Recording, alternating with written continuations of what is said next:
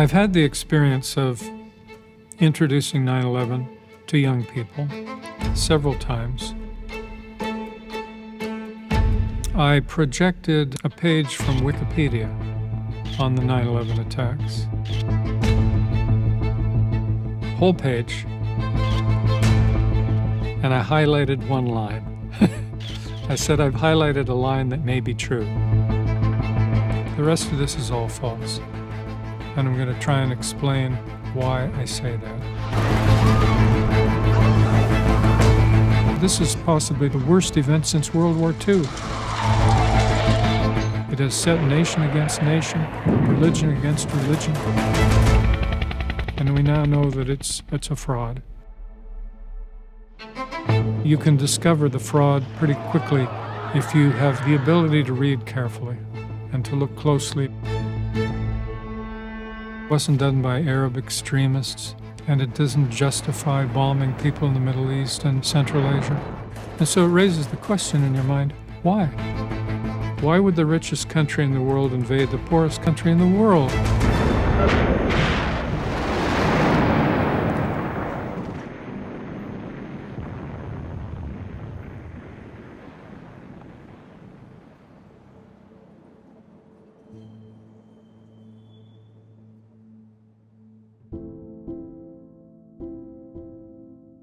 My name is Graeme MacQueen, at least in this incarnation.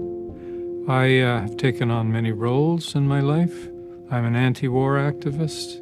I'm a researcher, at times a teacher, university professor, family man, a husband, a father, a brother. And I suppose, religiously speaking, you could call me a small b Buddhist.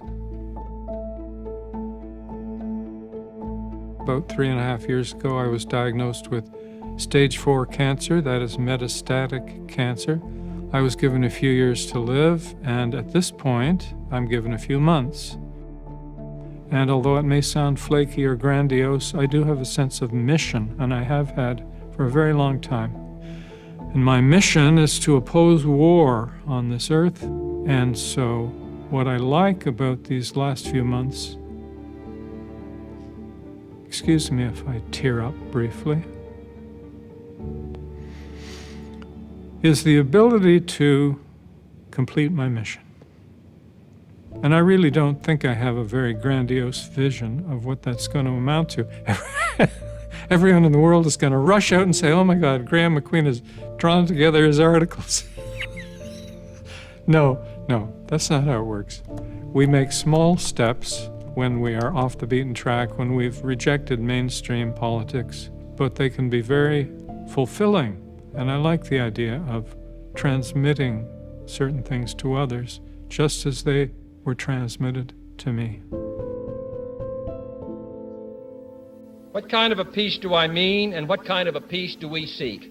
Not a Pax Americana, enforced on the world by American weapons of war.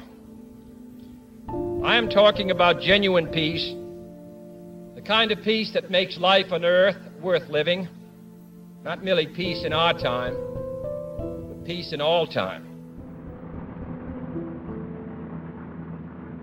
I was born and raised in Nova Scotia, which is a province on the eastern part of Canada, still dear to my heart. My mother and father taught honesty, integrity, and compassion. And there are certain moments that I remember as of special importance. I'm 8 or 9 years old, standing in the living room, talking to my mother. And I don't know how we got onto it, but she says, you know, there's a man who has this idea of reverence for life, and he thinks that we should revere all living creatures, human and non-human. His name is Albert Schweitzer, she said. I'd never heard him before. And that was a transmission, because it felt right to me. And I thought, I've always felt this way. Now finally I can put some words on it. Reverence for life, later on nonviolence. I can say this is where I want to go with my life. So the late 50s and throughout the 60s were very important to me. War with North Vietnam. I couldn't believe the depths of evil. How on earth can anyone justify going to the other side of the world, to this obviously poor nation, and bombing the shit out of it?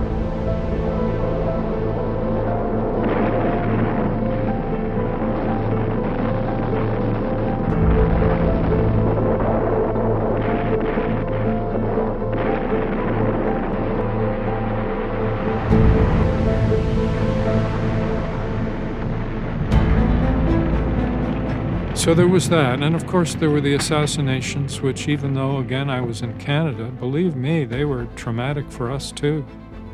I remember in grade 11, the announcement coming over the PA that President Kennedy had been shot.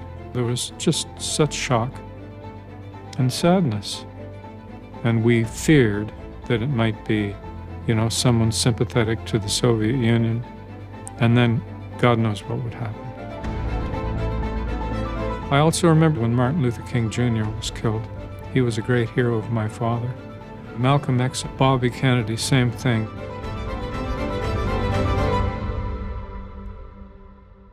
Years later, I realized that the course of American history had been changed through these false flag assassinations, where losers like Lee Harvey Oswald and the rest of them were set up.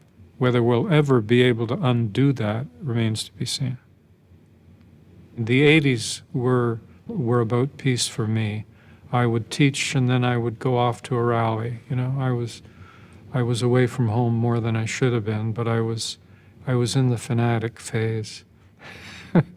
and I gave all my time to that.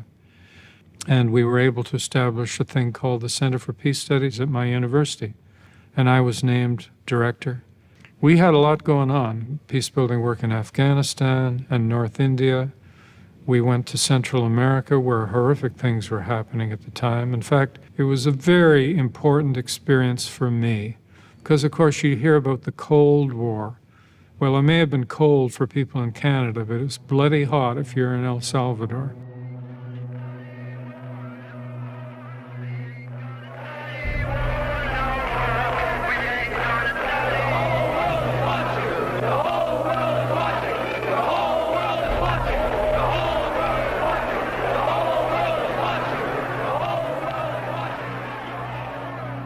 If you're going to be a successful activist, you have to learn the details and the facts. I had never heard of peace studies, or peace and conflict studies as it's sometimes called. It was completely new to me. So back to the books, where I try and discover what this is and is this worth doing, and then I thought, this is hopeless. I either don't understand causes of war, or possibly I don't understand war at all. So I racked my brains and I thought, well, what has been the most insightful stuff I've heard about war recently? And I thought of a talk given by system theorist and game theorist Anatol Rapoport, who had been given a chair of peace studies at the University of Toronto. I think he accepted $1 a year or something. And he said, don't think about war as an event or a series of events. Think about it as a system. It is a system that is hosted by particular societies, and it draws its energy and its lifeblood from them, and often to their disadvantage. Like a parasite, tumor on human society, which is the kind of image he used, and is something that people die for and kill for and create all kinds of havoc for. Adapting. Now it's a feudal system, now it's a republican system, now it's a socialist system. War marches on, it finds ways to adjust. It's a thing, it's an entity. It profits people, it profits companies, it profits elites. You have to understand the system, and you have to understand what it's doing. You have to understand its phases, and if anything could be done to lessen its power over us, because Rapoport felt that whatever functions it may have played in the past, it had now morphed into this parasitic or cancerous growth, which now threatened to wipe us out.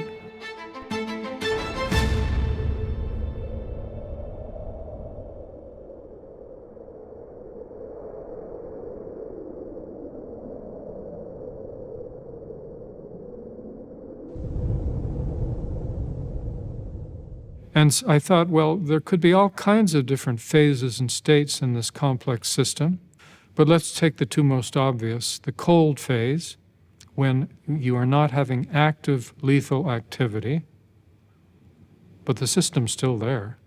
You're still piling up weapons if you're human beings, for example. You're still showing movies that talk about the Russians as evil. You're still doing all the things needed to support the system, to keep it alive, to keep it healthy, to keep it flowing with blood. But then there's the hot system, where something triggers this state change, and suddenly there is now mass mutual lethal activity, in other words, killing, the hot phase of the war system. And when you begin to think about that, you think about, well, what is it that triggers that phase change? And I became more and more interested in war triggers, these events, usually events, which can trigger the war system from a cold to a hot state. I began to see that there were at least three main types. I call them natural war triggers, managed war triggers, and manufactured war triggers. A natural war trigger is when, let's say, two armies smash into each other in the night. I'm speaking metaphorically, but it's nobody's fault. Something happens. They both want the same piece of territory. They're armed to the teeth. They're poor. They're hungry. A war breaks out. A managed war trigger is different. That's where, okay, you may have an accidental thing that happens, but you use it. You make a mountain out of a molehill very carefully because you want that major lethal conflict. You want hot war. So you're going to manage this war trigger.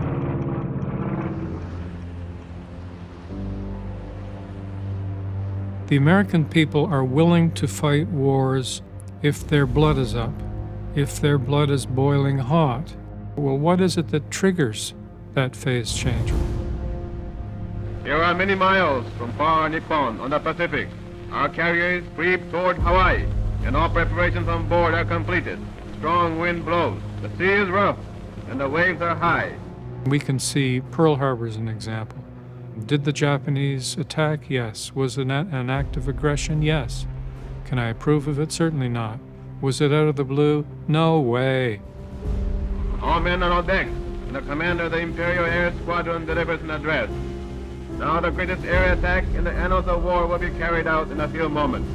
War heroes determined to respond to their country's call. They were thinking, how can we bring the United States in? The population doesn't want a war. They don't want to go to war.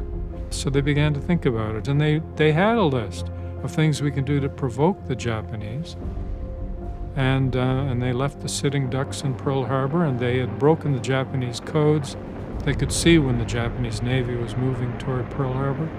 They let them come. And then, of course, it was all talked about as a day of infamy and an unprovoked attack. Well, it may have been a day of infamy, but it wasn't unprovoked. It was deliberately provoked. So I call that a managed war trigger. Yes, the Japanese did attack, but the whole thing was managed. And it was managed to bring the United States into the war and to get American citizens enthusiastic about war, which they had not been, and it was successful. You have to study it. You have to look at it. You might say, oh, I agree with Roosevelt. You might say, oh, that was a good war trigger. That's up to you. But you got to see it for what it is. And if you don't, you won't understand how populations are manipulated.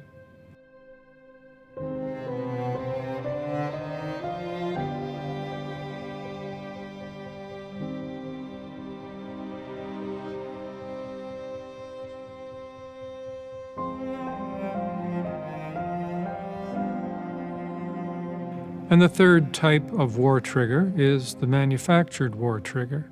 And that's where the whole thing is basically made up. It's not just, the Japanese attack and you make the most out of it. It's where you attack yourself, for example. False flag of one kind or another. And 9/11 is the perfect example of that.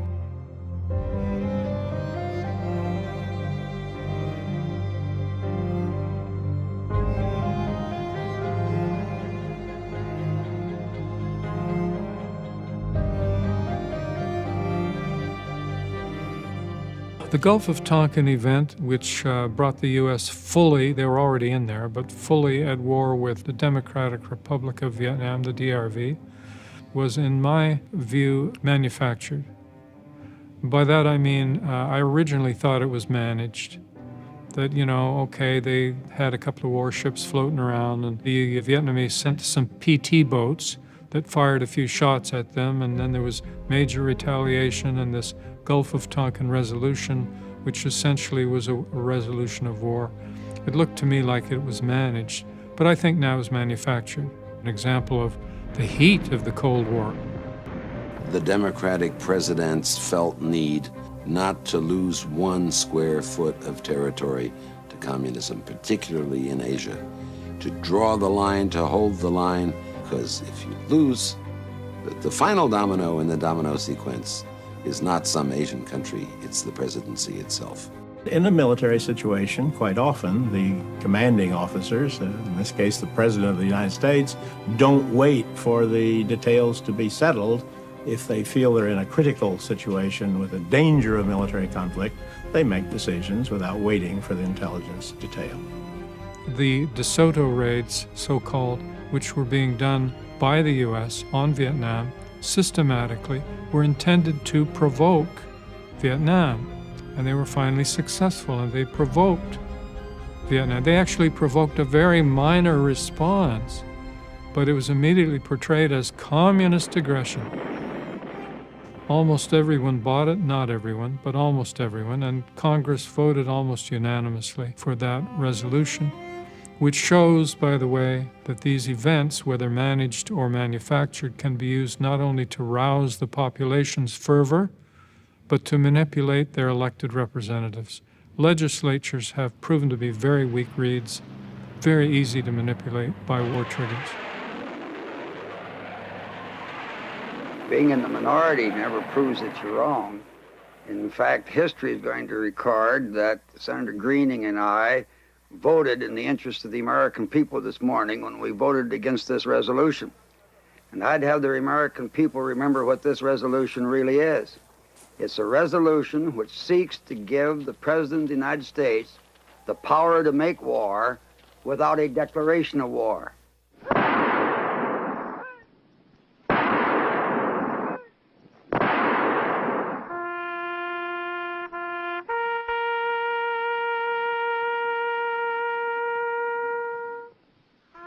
Peace is a time when sons bury fathers.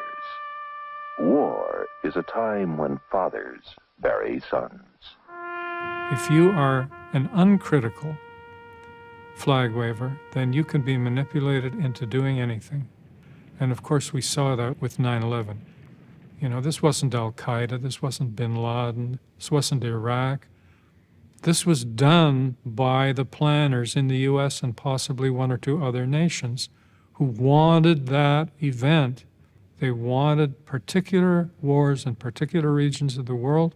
They knew the American people would not support them unless something really bad happened. Take a look at them. They've been there since last night. They are here in the thousands. They are here in the tens of thousands. Occasionally they shout, Die Mauer muss weg, the wall must go. Thousands and thousands of West Germans come to make the point that the wall has suddenly become irrelevant. Something, as you can see, almost to party on. How do you measure such an astonishing moment in history? When the Cold War fell apart, there were mixed feelings amongst many of us, actually. On the one hand, what a wonderful thing that for a little while at least the idea of a nuclear war was much less likely. And we've been carrying that on our shoulders ever since we were children. But I knew those guys weren't going to just let that happen. I mean, there's huge interests there. These expenditures total approximately $47.5 billion, provide the forces which this nation needs for its foreign policy. In Rebuilding America's Defenses, the document produced in the year 2000 by the Project for a New American Century, these guys are ecstatic about war. They think, the United States should be the leader of the world, and this is how we do it. You have to have a strong military. That's the leading sector. You need to use it. You need to be willing to go in and beat people up. You need to be able to go and overthrow governments. They say all that. Now, as long as you have people like that in positions of great power, you've got your work cut out. They were mainly a group of neocons, like Paul Wolfowitz, Dick Cheney, and a familiar crew, militarists. Many people had called the 20th century the American century. This is where the United States really emerged as the world's biggest power. World War I, World War II, massive economic force, massive cultural force, the American century. Well, these guys said, okay, well, what does that mean? How about the 21st century? We want another American century. They said, look, our adversaries are either confused and fairly weak still, like China, or completely broken, like the former Soviet Union. This is our moment. This is how we make it an American century, not through just, economic power or cultural power. The military should be the leading edge. This is how you'd have to do it. This is what we're good at. They say, that's good, it's good. It's good that we have all these hundreds of military bases. We can make people do whatever we want, and that's our aim. Our aim is to be dominant on land, sea, air, space, and cyberspace. Those are the 5 realms. Current U.S. military budget is $778 billion. The United States, in many cases, has spent as much on its military as the rest of the world combined at various times in the past. So this is a country that's become highly militarized. And this is a group of people that are not embarrassed. These people actually want the United States to dominate the whole world, and they're stupid enough to think it's possible. Through much of the last century, America's faith in freedom and democracy was a rock in a raging sea. Now it is a seed upon the wind, taking root in many nations. Our democratic faith is more than the creed of our country. It is the inborn hope of our humanity, an ideal we carry but do not own, a trust we bear and pass along. And this group of hawks, I think, was very influential, whether directly or indirectly, in the 9/11 events and what came after that. They talk about how reforming the U.S. military will be a long and difficult task unless there is a catalytic event like a new Pearl Harbor. Well, that's what they wanted, and that's what they got, and that's what they did.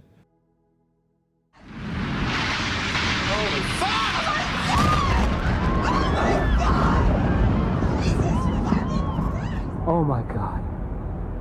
Oh my God.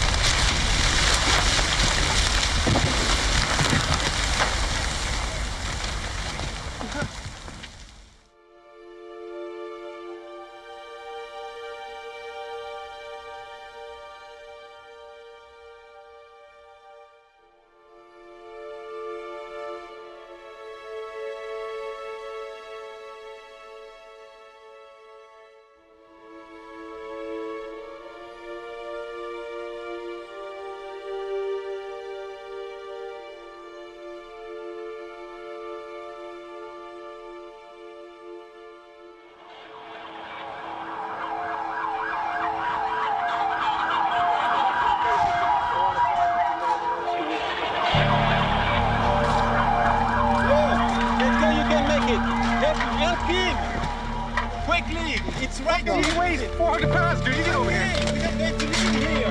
He's not standing up.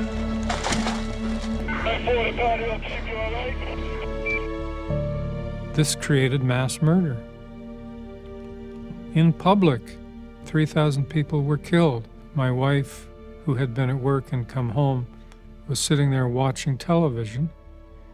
It was horrific. The scene here is just one right out of one of those movies you would see in Hollywood. People walking around in tears, holding their heads, looking up at what's left of the World Trade Center and just shaking their heads in disbelief. What the hell is going on?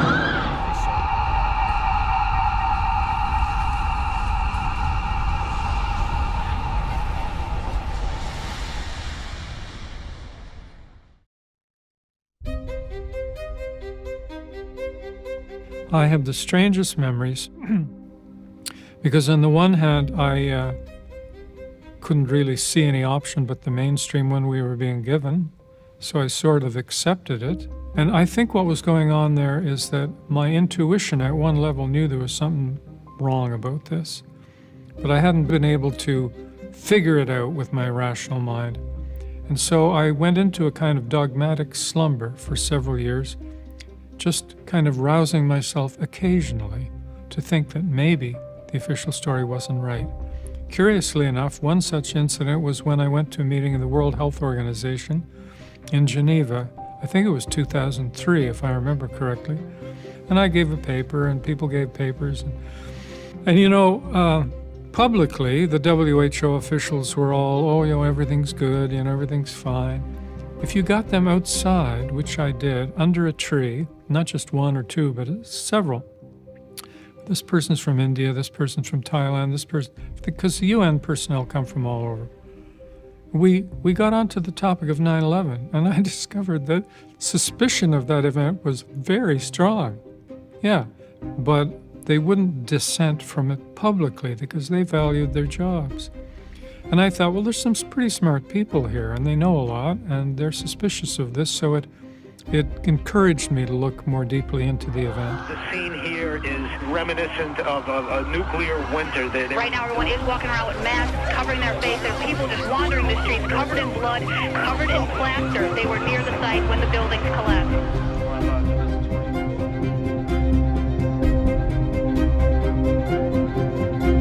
And then, in 2005, I had a conversation with a man named Ralph Schoenman. He used to be Bertrand Russell's personal assistant. He's a good old lefty.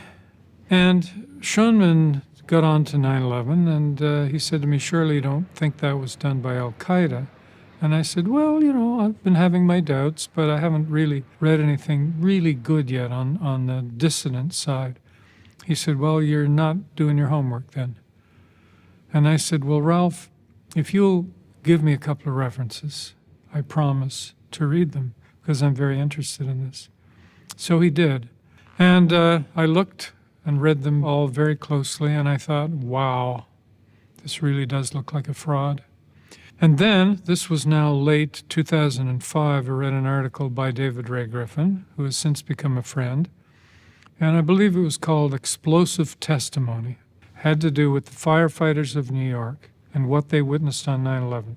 Because I had wondered, if this was a fraud and the buildings were blown up, surely a lot of people would have seen that. A lot of people would have heard that. A lot of people might have felt that explosion. Where are the witnesses? But there was nothing as systematic as this article. This article showed quite a few really clear cases where firefighters had heard and seen things in the towers that suggested explosions. And I thought, well, what am I going to do about this? It seems that although this is a very good article, it leaves me with many questions. So it was clear to me that what needed to be done was that somebody needed to sit down and read all 12,000 pages of the World Trade Center Task Force report, which, as far as I knew, nobody else in the world was going through these page by page, even though they're extremely important. And I had some clear questions to address to them. And I said to myself, okay, I may not be a firefighter, may not be an engineer, may not be an architect, but I do know how to do textual analysis. That's what I was trained to do. Read huge amounts of text, ask the right questions, and if possible, create some kind of a numerical comparison. So that's what I did.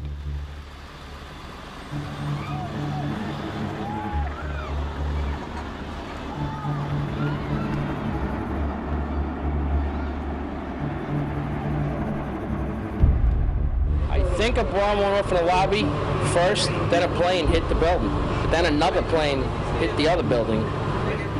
I just feel a little shook up because I got blasted. As we were coming out, we passed the lobby. There was no lobby. So I believe the bomb hit the lobby first, and a couple of seconds in the first plane hit. Explosion on the South World Trade happened, and I said, this is something we have to do. We have to back out. That's when I was caught again in the second explosion. We were just dragging people along with us, and then when we came outside, it just blew. The tower blew. Boom, boom, boom, boom, boom, boom, boom, boom, boom. And as the bombs were going, people just started running. I just turned around, and I just started running for my life.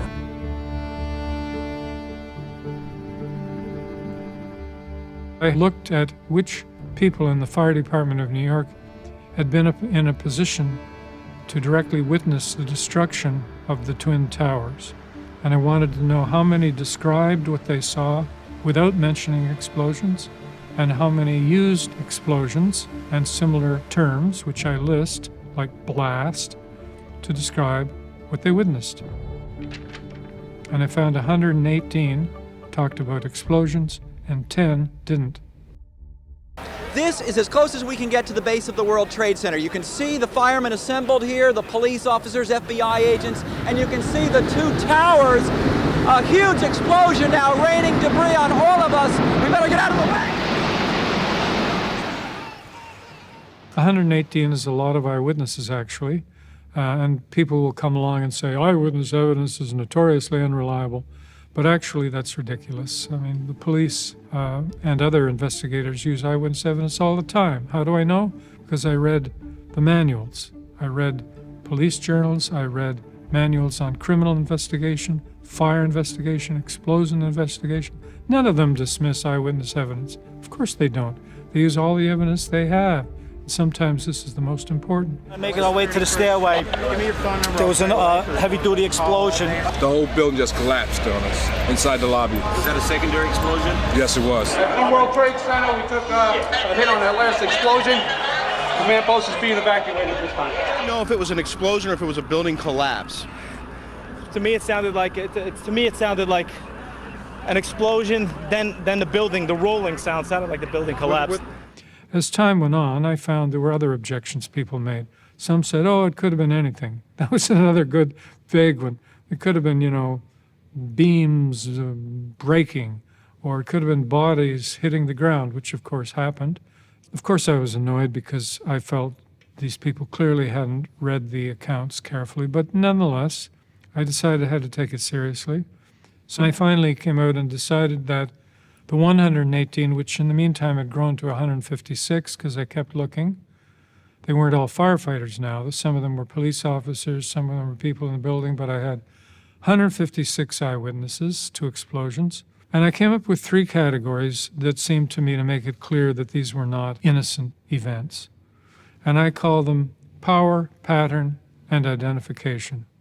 Power means none of the regular explosions you expect in a high-rise fire. Smoke explosions, boiling liquid, expanding vapor like a boiler, right? And certainly not the jet fuel. None of these could have destroyed these enormous, very strong buildings. So that's power. The second is pattern. We had several people who very clearly saw strings of explosions in succession. Boom, boom, boom, boom, boom, boom, around the building or up and down the building. And they described it carefully, people like Karen DeShore. Yes, they were orange and red, flickering on and off, and some people were very clear about the fact that this looked like a controlled demolition to them. They would say, have you ever seen on TV when they blow up these buildings? Well, that's what it sounded like. Others said it sounded like a series of gunshots, like the building is being deliberately destroyed. Floor by floor instead of popping out. It was if they had detonated. As if they were planned to take down a building. Boom, boom, boom, boom, boom, boom, boom. Explosions were coming down the building. It looked as if charges had been set on each floor and they were in succession going off. I looked and I could see the corner and it just started going pop. It just started going boom, boom, boom, boom, boom. And he goes, how fast? I go, like firecrackers. Identification has to do with, we had a lot of experienced firefighters. Over 300 of them died in the towers, but others survived. And they were used to high-rise fires in New York City. And we would expect them to tell us if they thought these were innocent explosions. But they don't, with very few exceptions. And in fact, one of the terms I counted was bomb. 31 people used the term bomb to describe what they experienced. So there's nothing innocent about that.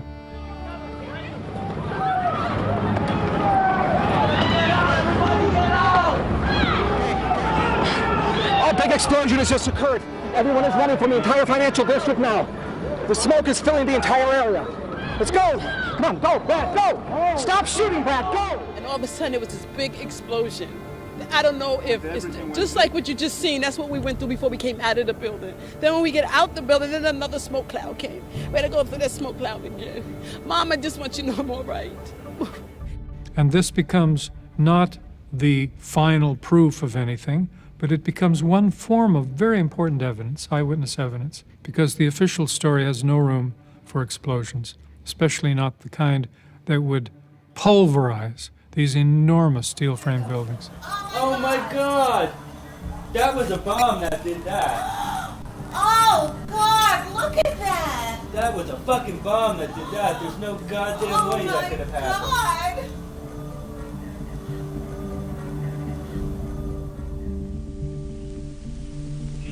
Explosion! Marine 6 to Manhattan, urgent. Howard 2 has had a major explosion and what appears to be a complete collapse surrounding the entire area. Major explosion. Unknown determined number of injuries at this time. It's the second explosion. The second tower appears to be down. I wish I could give you an exact location. I can't read anything from now. Shit's still exploding over here. West Broadway. Everything's exploding around us. I'm down the block by the explosion. I was there when it went off. All right, I just dug myself out.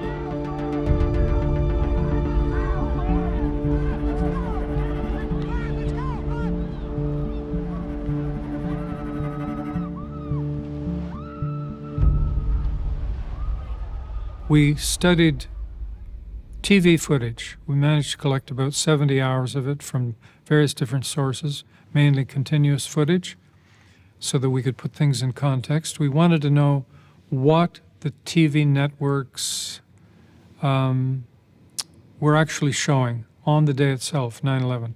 Now, the first question was reporters on the scene, TV reporters on the scene.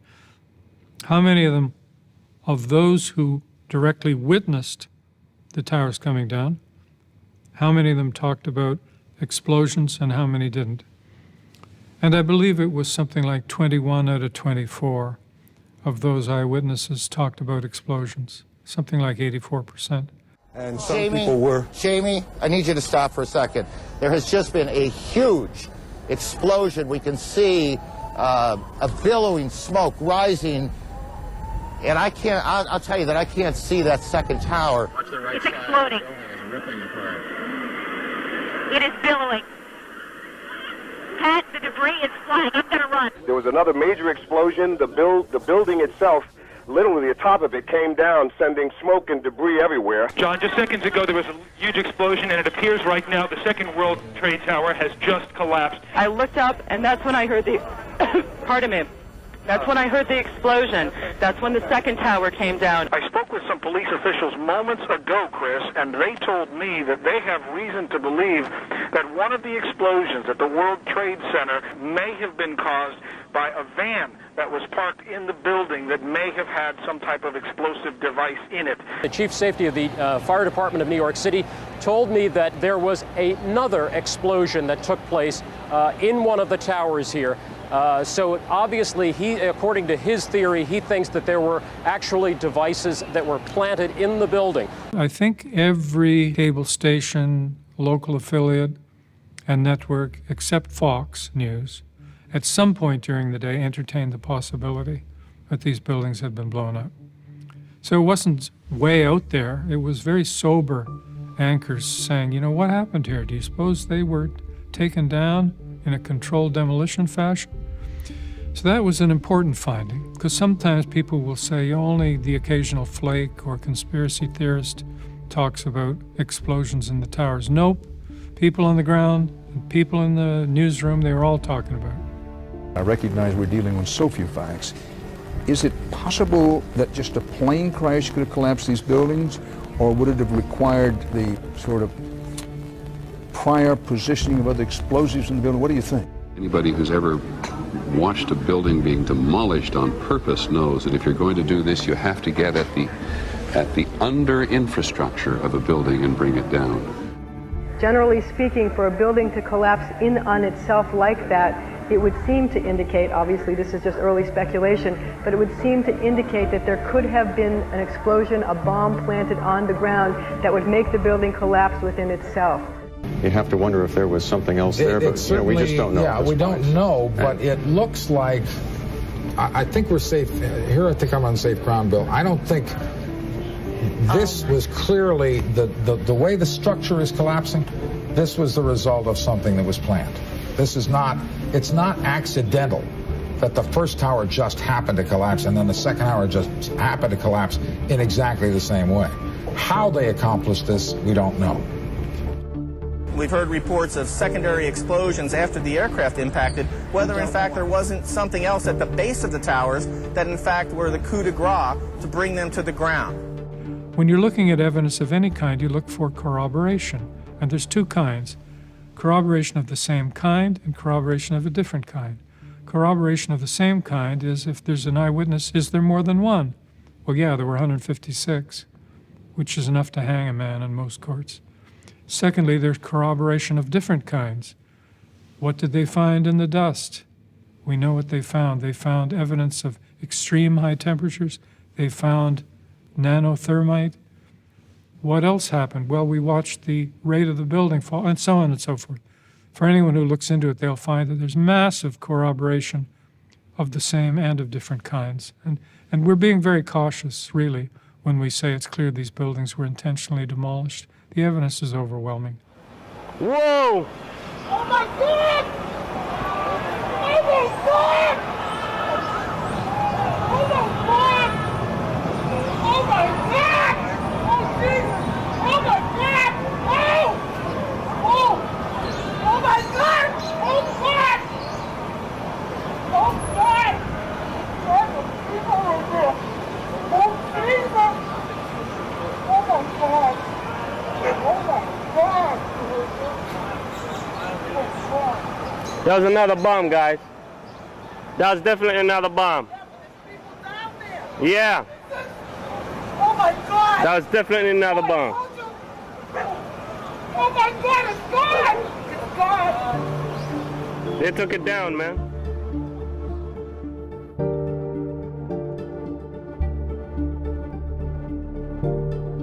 Second thing we discovered is more complex. We thought, given the number of their own people on the scene who were talking about these things being blown up, how on earth did it happen that by the end of the day on 9/11, an entirely different story was being told?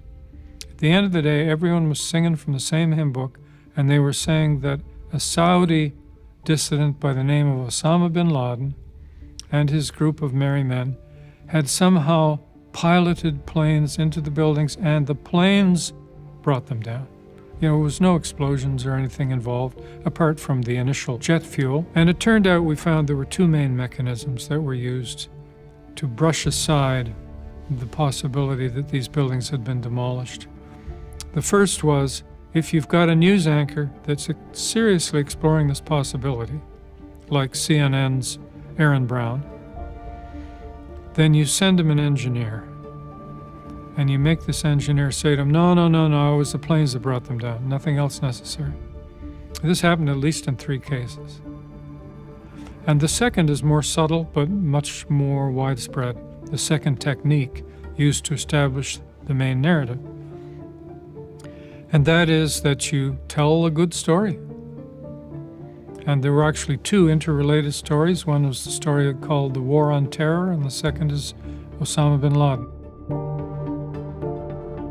You're saying evil people from across the seas came to our country and set their foot on our soil, and they smashed their planes into these buildings because they hate us and they hate our freedoms. And we found that they told this War on Terror story very carefully, starting in the morning, late morning of 9/11, and then getting stronger and stronger all day long. Fox News is probably the most suspect, in the sense that John Scott mentions Osama bin Laden, I think it's less than 60 seconds after the second tower is struck. We just saw on live television as a second plane flew into the second tower of the World Trade Center. Now, given what has been going on around the world, some of the key suspects come to mind, Osama bin Laden, who knows what. You know, excuse me? We didn't even know this was a crime until this building was struck. We thought it could have been an accident, could have been anything. And suddenly he's coming out with Osama bin Laden. Many of his viewers wouldn't even know who that was. The other stations are slower, but they all get there. My favorite suspect here, and I have no inside information with respect to this, is Osama bin Laden. He seems to be the favorite suspect of a lot of people. There are, quote, good indications that people with links to the Osama bin Laden organization are responsible for today's attacks. We can't do much better right now at identifying these sources. And others have mentioned that they believe Osama bin Laden is perhaps the only terrorist with the kind of organization who could plan something this massive and this deadly. There's only one group that has ever indicated that it has this kind of ability, and that's Osama bin Laden. Editor of a London-based Arabic newspaper saying he received a warning from associates of Osama bin Laden but did not take them seriously.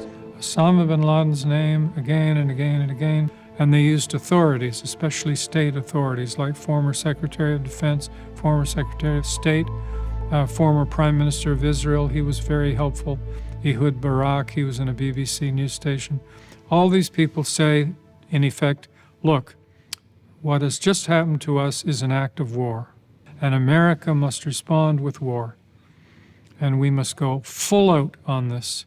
We're going to go places, we're going to bomb people. And, you know, as at least one of the speakers said, I'm sorry to say, you know, we're going to have to spill some blood here. The former Speaker of the House, Newt Gingrich, is joining us now from our Washington bureau.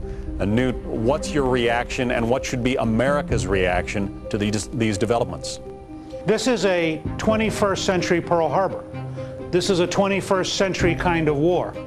I think we need to refer to it as an act of war. This was not a random event by a random terrorist.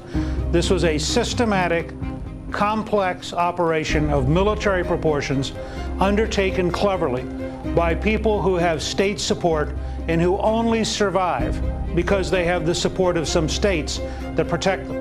And I hope that the American government, the president, and the American people will react to this as an act of war.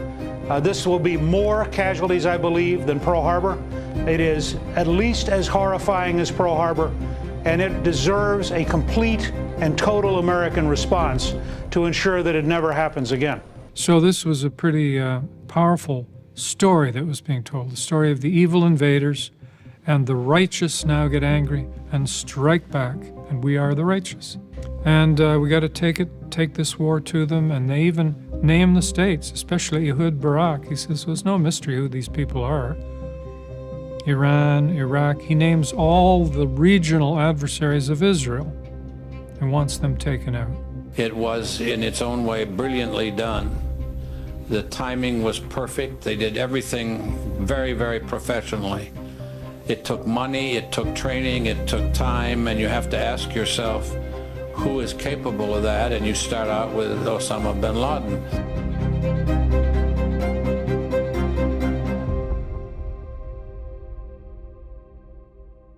But it wasn't based on evidence, that's the point. The eyewitness evidence of explosions actually would have belonged in a courtroom. Whereas all the stuff these guys were telling us, oh, Osama bin Laden said at one point a few months ago he's going to do something bad, so this must be him. You know, I'm sorry, that doesn't make it to a courtroom. It was gossip, there was rumor, there were lies. There was no good evidence.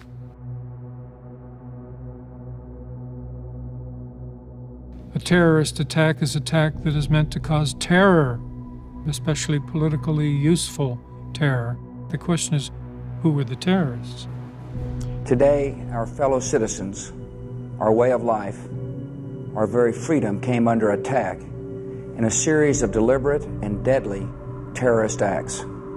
Thousands of lives were suddenly ended by evil, despicable acts of terror. The search is underway for those who are behind these evil acts. I've directed the full resources of our intelligence and law enforcement communities to find those responsible and to bring them to justice. We will make no distinction between the terrorists who committed these acts and those who harbored them.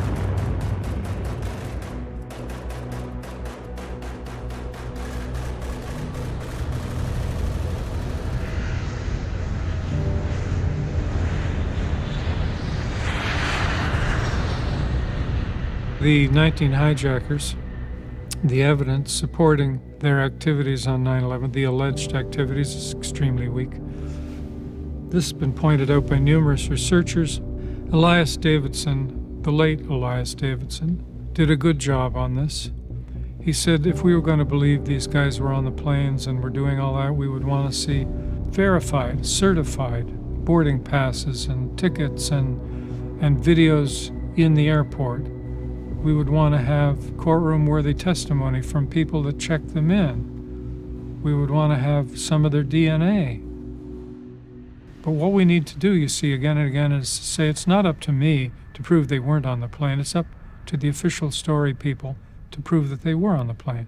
And they did all that stuff. The burden of proof is on them, and they haven't done it. Part of the reason they haven't been forced to do it is because there hasn't been a proper trial. And that's what a trial is for. You bring forward evidence.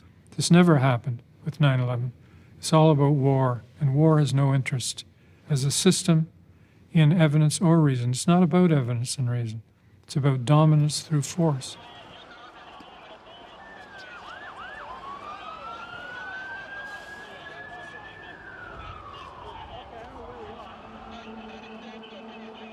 The images, the pictures of airplanes flying into buildings, fires burning, these were intended to frighten citizens of the United States and other nations, to terrorize them. It was basically what's called shock and awe, and people, when they move into that frame of mind of extreme fear, tend to depend on their leaders. They tend to unite, but in a hierarchical way, not a cooperative union, but an obedient union. I can hear you, the rest of the world hears you, and the people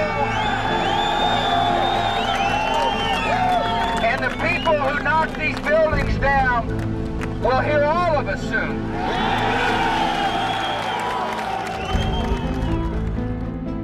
The U.S. Constitution actually gives to Congress the power to declare war, not to the President. Once war is declared, the President may be commander-in-chief, but it's not his job to bring a nation into war. The White House knew they needed a resolution by Congress, and they needed it very quickly, while people's blood was still boiling hot. Many people, seeing that Senate Majority Leader, Democrat Tom Daschle, put forward the authorization on the use of military force on September 14th, probably thought he drafted it. But no, he received a copy, a draft, of this resolution from the White House, which had very quickly drafted it after the 9/11 attacks. It basically gave the president the power to go after anybody he wanted, anytime he wanted, which gave a kind of cover for the succeeding invasions and wars.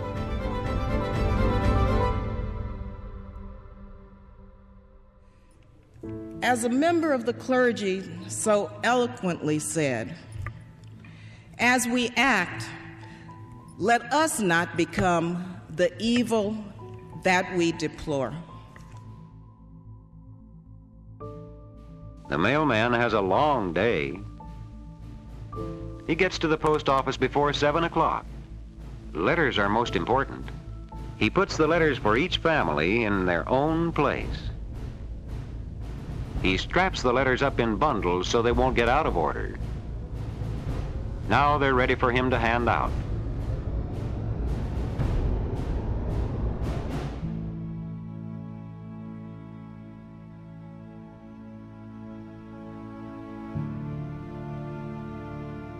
Starting about a week after the 9/11 attacks, letters began to be put in the mail, which contained the spores of deadly anthrax.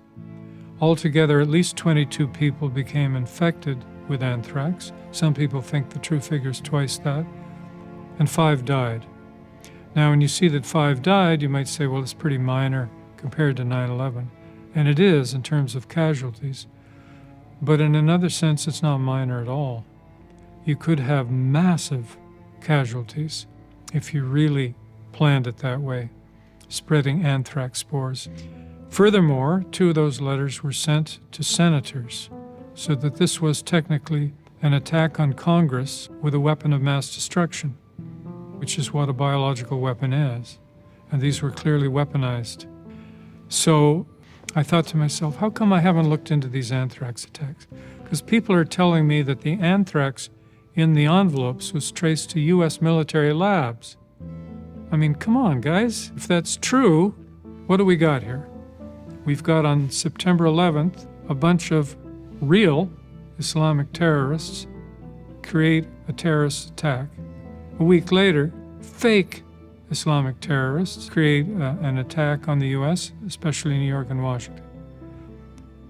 Isn't there something odd there? I mean, it's theoretically possible the first was genuine and the second was fake, but isn't it possible they were both fake?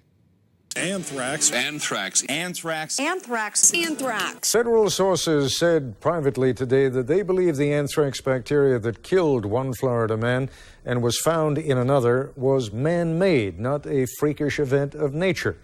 It is just one more concern over homeland security, an area my Nightline colleague John Donvan has been following. Confirmed. One man is dead, Bob Stevens, a photo editor at The Sun. The cause was anthrax. Confirmed. A second man, Ernesto Blanco, who worked in the same building, was also exposed to the same strain of the bacteria and is now receiving antibiotics. One of the first things I discovered when I was doing research on the anthrax attacks was an overlap in personnel that I had not been aware of.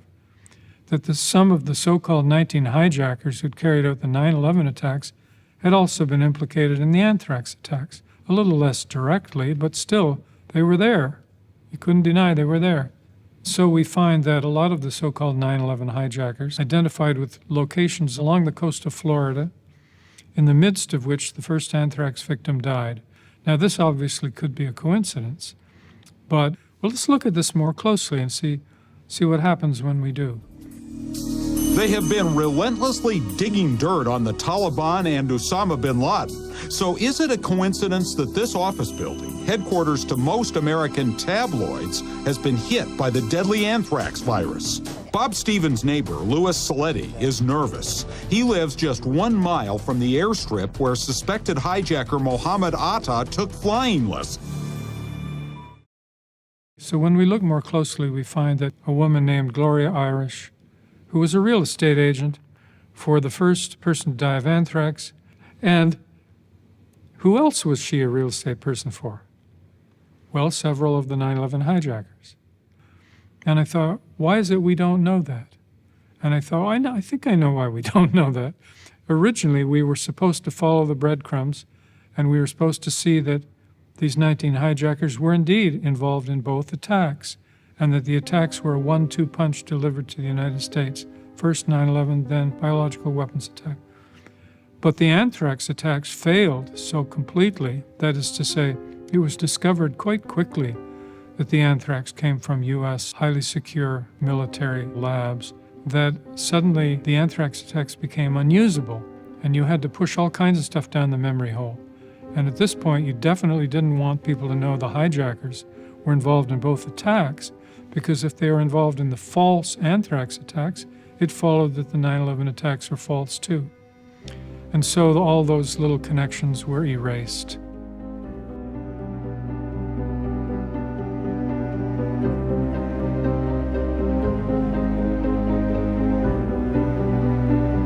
Attorney General Ashcroft introduced a thing called the Patriot Act, and it did, among other things, it gave more power to U.S. intelligence and less freedom to American citizens. It was therefore bound to be a controversial bill, and it was huge.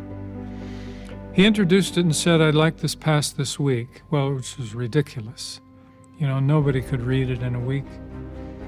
But he kept going after Democrats for delaying the passage of this bill. And two of the Democrats that were somewhat delaying it were Tom Daschle, Senate Majority Leader, and Patrick Leahy, who was the chair of the Senate Judiciary Committee, which had the job of scrutinizing all this kind of legislation and making sure that it was right. And so they dug in their heels at one point and said, you know what? This can't go through as it is. We need a little more time to make some compromises and think about it. So what happens next?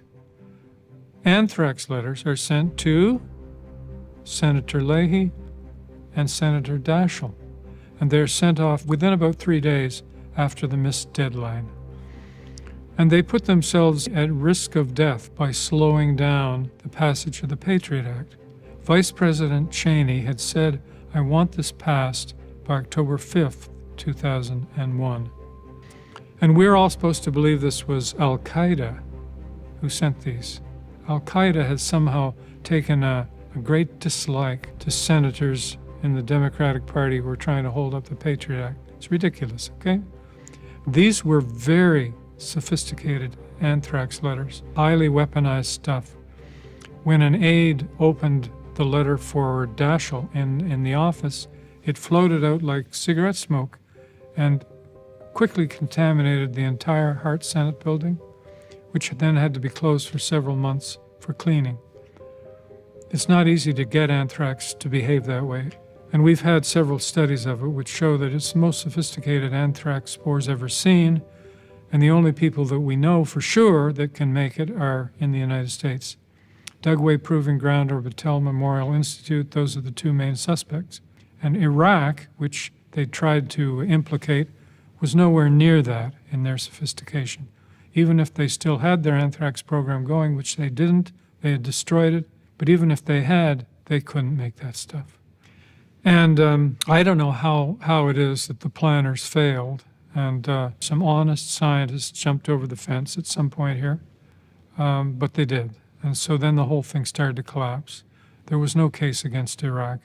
So then they were forced into a desperate move, what's called a limited hangout.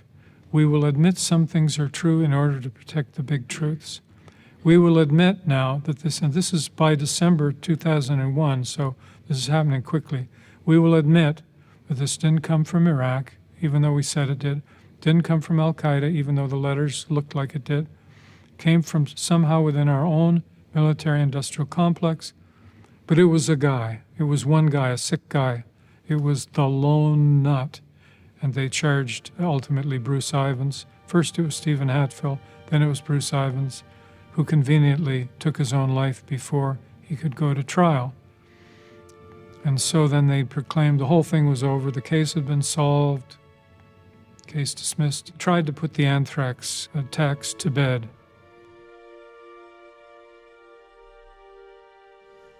Today we take an essential step in defeating terrorism while protecting the constitutional rights of all Americans.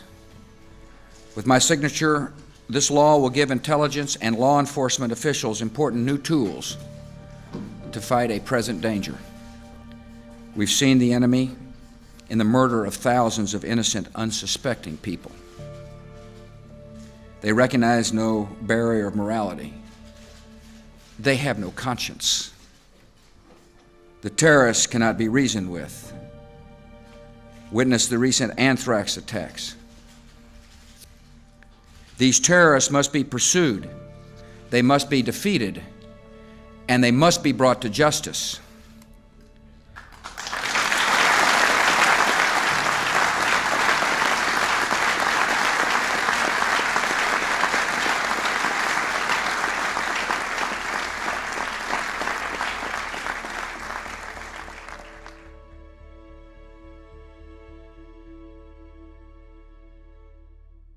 So one lie after another, dutifully reported in all the major newspapers, from the New York Times to the Guardian. And this is one of the things that was brought home to me when I wrote that book on the anthrax attacks, was just how deeply, deeply complicit the media were. There wouldn't have been any operation at all without them. Would have been impossible. So, just to finish off the Iraq story, in 2003, just before the invasion of Iraq, Colin Powell went to the UN Security Council, lied his head off, and one of the things he did as part of his dramatic presentation was hold up a little vial of simulated anthrax and said, just this much anthrax. Shut down the Senate building, and made Congress flee town and all these horrible things. And then he showed a picture of Iraq's aerial dispersion techniques, the wings of an airplane with little nozzles on them. Didn't bother to tell us that that had all been destroyed by Iraq. didn't bother to tell us that the anthrax attacks had nothing to do with Iraq, in fact, had come from the U.S. itself. And this leads us to the study by the Center for Public Integrity, which did a really good kind of careful study of comments made by leading Bush administrators over a 2-year period from September 11, 2001 to September 11, 2003 on 2 topics. The topic of, did Saddam support terrorists such as Al-Qaeda specifically? And number 2, did Saddam have weapons of mass destruction at the time of 9/11? And of course, both were false, but both statements were made repeatedly. They found 935 false statements by those officials in a 2-year period. I like to quote that because it shows the level of mendacity and deception that we're dealing with. And the fact that, a research center could come out with this and the media would not be interested. It should have been headlines all over the world. Many people don't get the deep state, are not able to imagine a treachery and a betrayal of this kind and of this scope. Why have those who are usually careful critics of U.S. domestic and foreign policy, broadly speaking, the U.S. left and the left leadership especially, why have they been so bad on 9/11? I think the fear of looking ridiculous and of admitting you were wrong for years and years on a really important topic is at work here. Why did I have to discover 156 eyewitnesses to explosions in the towers? They had all the same documents I did. I didn't have any secret documents. So again, we don't have an innocent civilian-controlled government. We have something else. Dark forces of certain kinds are implicated in these horrific events and are obviously covering it up.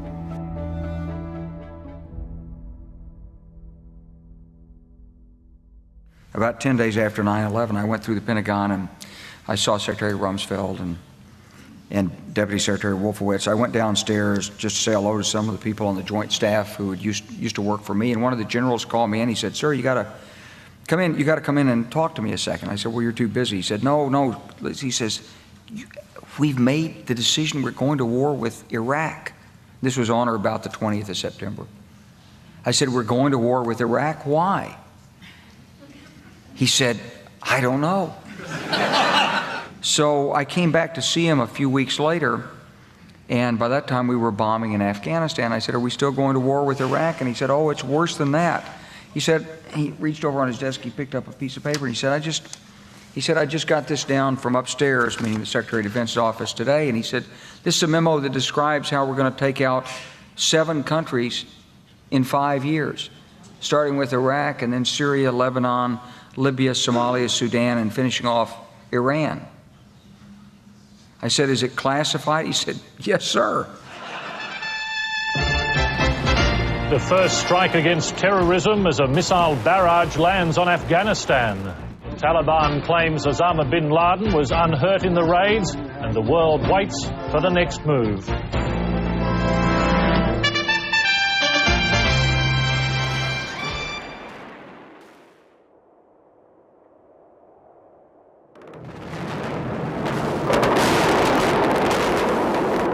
Again, another, bigger than the Gulf War. This is shock and awe, Tom, to the population of Baghdad. Shock and awe. U.S. warships and planes launched the opening salvo of Operation Iraqi Freedom. The attack came in waves, cruise missiles, followed by the F-117 stealth bombers with so-called bunker-busting bombs.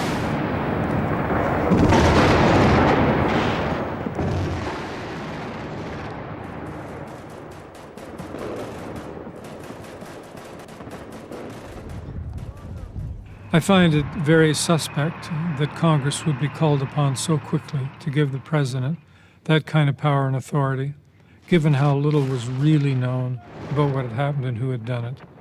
But you have to remember, by this time the nation is in the grip of a myth, a story, the war on terror story, the evil Islamist story, the Osama bin Laden story. There will be no justice involved here, formally or informally. We've already decided he did it, even though we haven't been able to give the world any decent evidence. So hand them over or we will commit war against you, which is what was done. The ship is already gearing up to launch more air attacks tonight. The war plan is still fluid. However, tonight's assault is not expected to be as intense as the one we saw last night. One pilot described it this way: like a street fight. You punch hard, then you step back, see what the situation is before you decide to punch again. This has nothing to do with Iraq having weapons of mass destruction or being a support of terrorism or anything else. It's what they call here constabulary action. You know, we've got a recalcitrant guy, a leader that doesn't like us, a government that is willing to resist us and our Israeli companions. So we get rid of them. We overthrow somebody's government. On what legal basis? They don't care.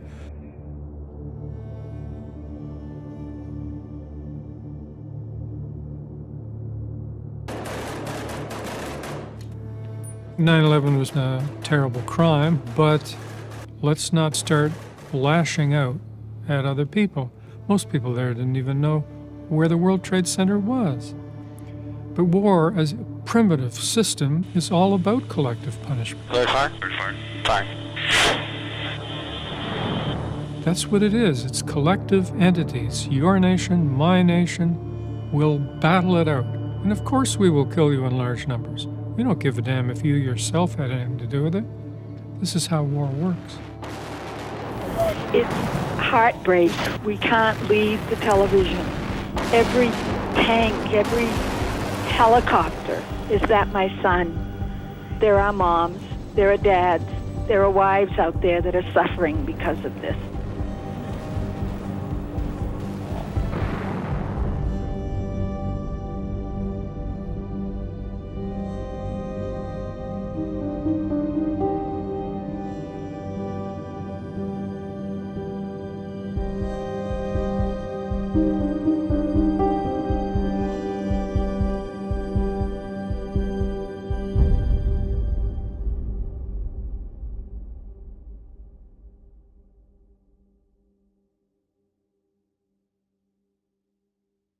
Suddenly, the U.S. annual military budget goes way up, which it did steadily for 10 years, and the Canadian military budget went up, and the world military budget went up, and that was part of the point of it, was to revitalize this system, to breathe new oxygen into its lungs. And suddenly I find myself on the streets again, which rather rapidly turned into an anti-war activity focused on 9/11.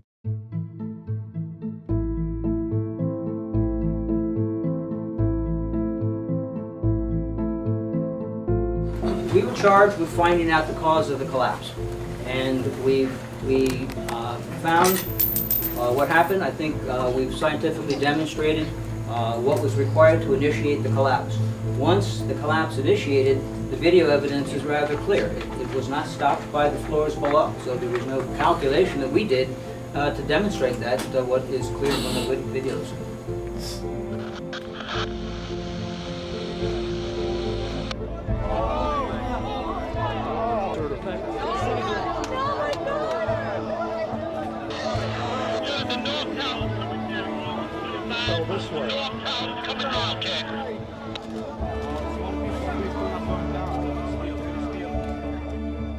The National Institute of Standards and Technology didn't really do its job in trying to explain the destruction of the Twin Towers. They say in a footnote, oh, by the way, we didn't bother trying to explain the entire collapse of the buildings. We just took it up to collapse initiation. And I began looking at some very good video records, because we had lots of video records of these buildings coming down. And I said, okay, what's their hypothesis? It's the hypothesis that some people caricature as the sledgehammer hypothesis or the pile driver hypothesis. They're saying, let's take the North Tower as our example. The North Tower had about 6 floors damaged by the airplane and the ensuing fires. Above that was about 12 stories undamaged, which is the pile driver or the sledgehammer in this hypothesis. And then about 92 stories of cold, undamaged steel columns getting thicker and thicker and wider toward the bottom. And somehow, this sledgehammer, according to them, this 12 stories of the building, falls through the 6 damaged floors and deals such a blow to the remaining 92 that they give up the ghost in about, 16 or 18 seconds. And they don't just come down. They are, to a large extent, the building is pulverized. And if this is right, then this sledgehammer, this top 12 stories, is going to have to go really bump when it hits the rest of the building. It would have required one powerful jolt. You can't talk about the weight bringing the tower down. The only thing that could bring the tower down is if there was a high degree of force. It would have to be perceptible to us as deceleration of the upper block and acceleration of the 92 stories below. If you were banging in nails with a hammer, let's say you had a little hammer and a big nail, which is what we've got in this case, and the hammer never slows down when you hit the nail, something's wrong, my friends. There's no jolt. It's a smooth curve as it comes down. And I met an engineer, a lovely man by the name of Tony Zambotti, who said, that's an interesting finding you've got there. Tony shows with the mathematics and the graphs just how perceptible it would be. In retrospect, would it have been different had there been more supporting beams in a greater area around this building? Well, frankly, it's hard to imagine a building having more steel than this structure.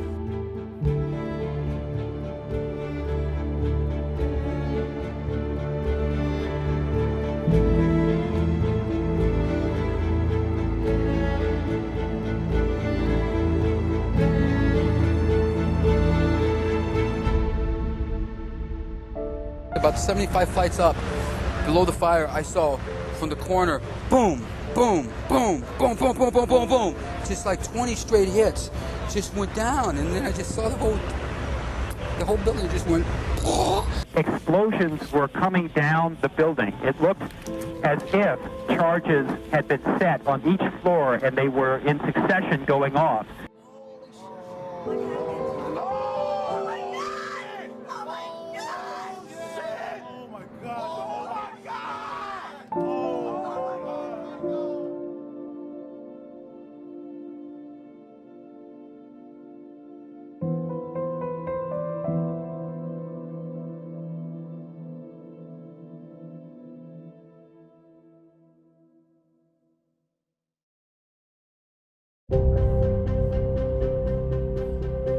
Lieutenant, where are you right now? I'm at the corner of Northmore Street and Greenwich Street. Can you confirm it was number 7 that just went in? Yes, sir. And you guys knew this was coming all day?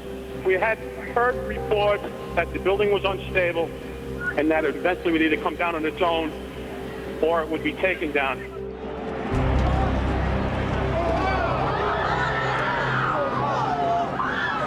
The collapse of World Trade 7 had become already controversial, and foreknowledge of its collapse was starting to become controversial as well.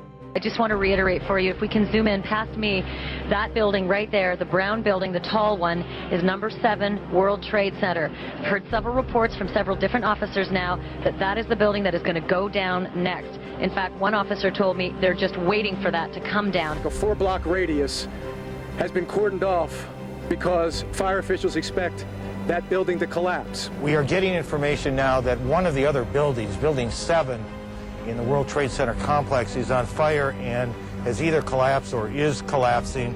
Got some news just coming in, actually, that the Salomon Brothers building in New York, right in the heart of Manhattan, has also collapsed.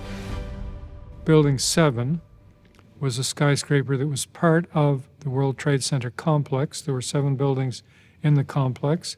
It was north of the Twin Towers, across Vesey Street from the North Tower.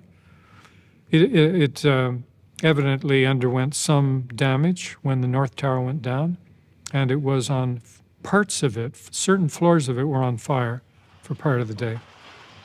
But it was never hit by a plane, and yet it went into complete free-fall collapse suddenly at about 5:20 in the afternoon. One of the most astonishing sights connected to 9/11, which is why if you study this, you'll find a lot of people talking about Building 7. Now, one of the odd things was that I think by that time it had become clear to us that the BBC reported the collapse of World Trade 7 over 20 minutes before it actually came down. More now about that from our correspondent, Jane Stanley. Jane, what more can you tell us about the Salomon Brothers building and its collapse? And their reporter was standing right in front of it saying, yeah, it's too bad it went down. Of course, it's standing there looking just fine. So this led to a lot of controversy, and I decided to write another article, which was again based on the eyewitness testimony, which by this point I was getting pretty familiar with, although of course this required my going through the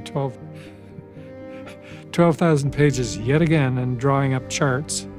And I found that there were about 60 people in the fire department of New York who talked about the fact that this building was going to come down or likely to come down. And I was interested in knowing a couple of things. First of all, when did they make this prediction? And secondly, how confident were they in this prediction? And finally, I guess the third one is quite important, did they make this prediction on the basis of having seen damage to the building or for some other reason?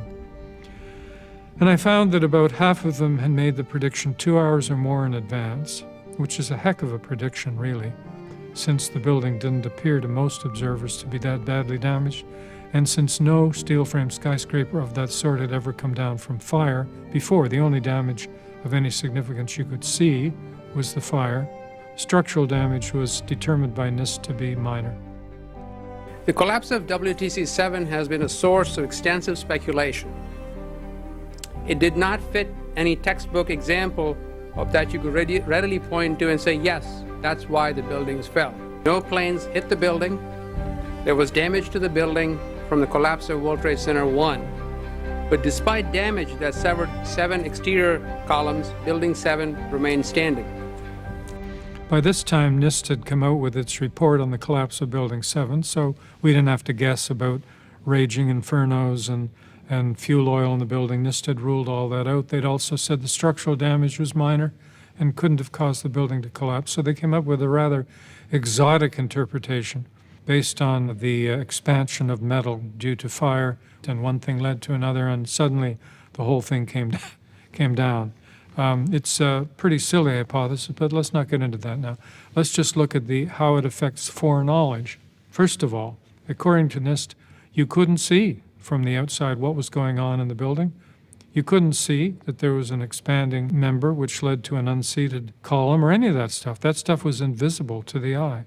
Furthermore, these events which led to the demise of the building, according to NIST, happened very soon before it came down, possibly seconds, at most minutes. So what were people doing predicting 2 hours and 4 hours in advance? Didn't fit. Did they make this judgment on the basis of seeing the towering inferno? Did they make it on the basis of seeing some cut columns?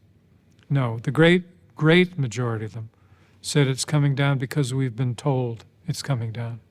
And they were typically told by superior officers, who later claimed in many cases to have been told by an engineer on the site.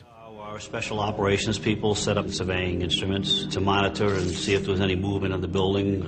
We're concerned of the possibility of collapse of the building. And we had a discussion with one particular engineer there, and we asked him if we allowed it to burn, could we anticipate a collapse, and if so, how soon?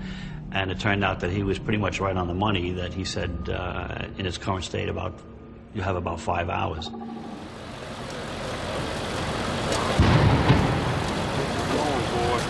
You hear that? Keep your eye on that building. It'll be coming down soon. I don't want to be here when it does.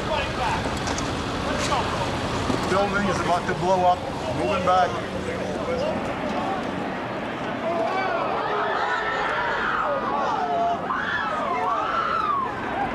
Ja, je ziet het. De onderste verdiepingen gaan eerst. Ja, en de rest zakt er gewoon in. Dus dit is controlled demolition. Zeker weten? Zeker weten. Er is nagesprongen. Dit is in opdracht gebeurd. Dit heeft een team gedaan van experts. Maar dit is ook op 11 september gebeurd. Dezelfde dag? Dezelfde dag. Dezelfde dag? Weet je dat zeker? Ja.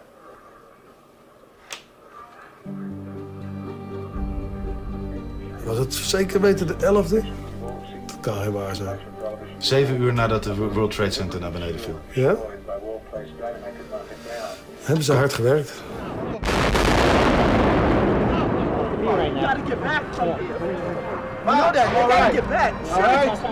All of a sudden, a loud, incredibly loud explosion, and it was just an incredibly frightening scene.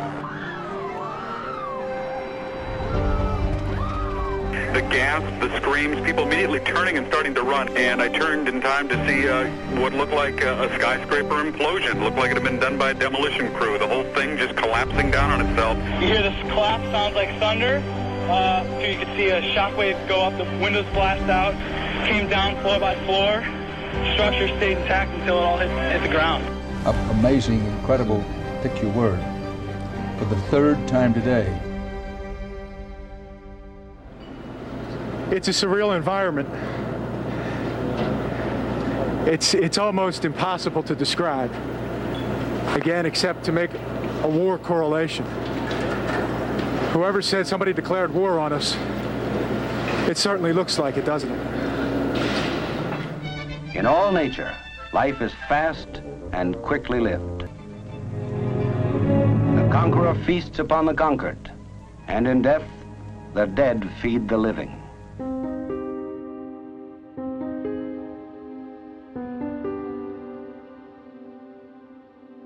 When people say you can't abolish war, it's with us forever, I say, well, we haven't tried very hard yet. The abolishing of war is a long-term project, and it's compatible with sometimes having to have skirmishes, unfortunately. But there's more to it than that. War can be called not a highly evolved activity, perhaps, but a primitive system, which is hosted by Homo sapiens and by various communities and nations in Homo sapiens. And if you've got the system in your community, then I will feel I need to host it too, because yours threatens me. So it's a mutually reinforcing kind of tumor on human society.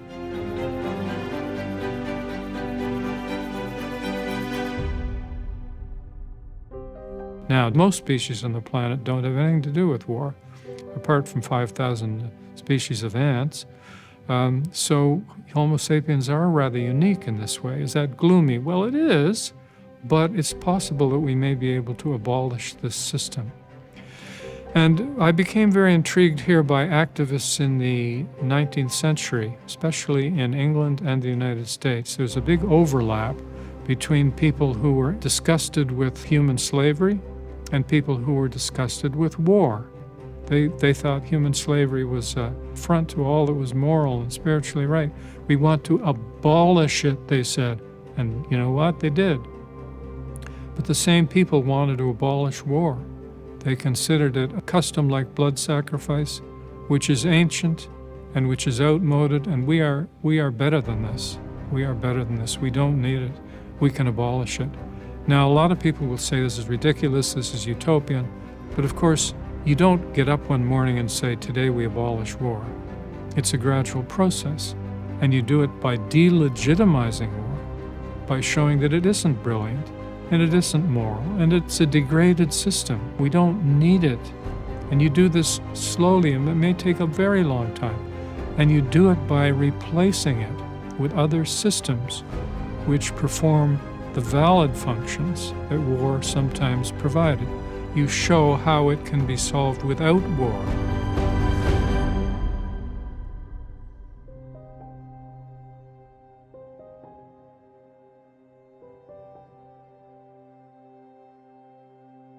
Years ago, I had the opportunity to interview a woman. She was based in Geneva. And I asked her a number of questions because we were about to go off to Afghanistan.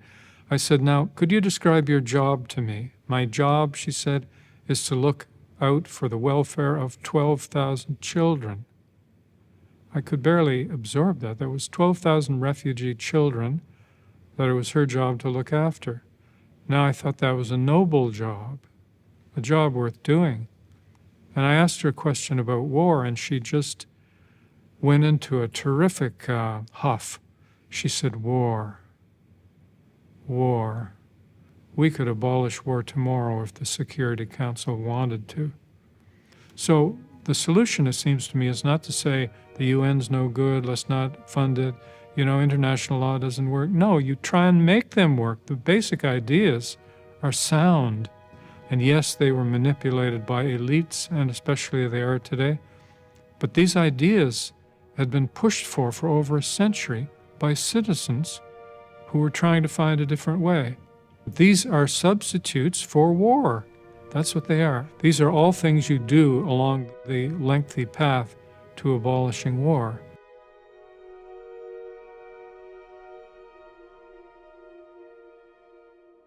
"9/11 was a tremendous war trigger. It led to destruction of whole nations. It led to a lot of deaths, refugees, and as the Buddhists would put it, grief, lamentation, and despair. We cannot accept it because it's a fraud. We have to study it, we have to expose it. When I realized I might not be around very long on this earth, I thought, well, let's try to complete this mission in a dignified way. Whether it's through research or doing this film or putting my articles together into a volume, which is happening, we'll try and complete this mission. You do your best. I know it's trite, but there you have it. I've been an anti-war activist, and I have paid special attention in the last 17 years or so to 9/11, this fraudulent war trigger. And I've done my best, and I can go with a satisfied mind.